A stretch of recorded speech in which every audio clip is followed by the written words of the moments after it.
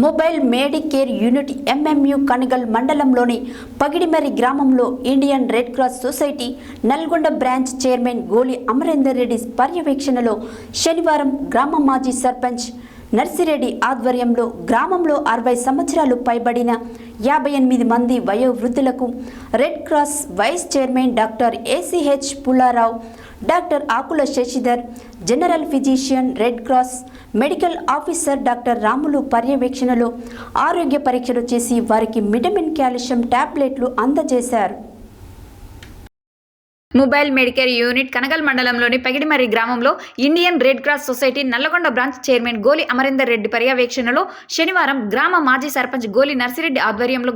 గ్రామంలో 60 సంవత్సరాలు పైబడిన 58 మంది వయోవృద్ధులకు red cross vice chairman doctor ACH Pullarao, doctor Akula Sasidhar, general physician red cross medical officer doctor Ramulu పర్యవేక్షణలో ఆరోగ్య పరీక్షలు చేసి వారికి విటమిన్ కాల్షియం టాబ్లెట్స్, మందులతో పాటు కంటి చుక్కల మందులు, ఆరోగ్యపరంగా తీసుకోవాల్సిన జాగ్రత్తలను డాక్టర్లు తెలియజేశారు. ఈ క్యాంపులో శ్యామల రెడ్ క్రాస్ సిబ్బంది సద్దాం హుస్సేన్, శ్రీనివాస్, గ్రామ పంచాయతీ సిబ్బంది, గ్రామ పెద్దలు, ప్రజలు తదితరులు పాల్గొన్నారు.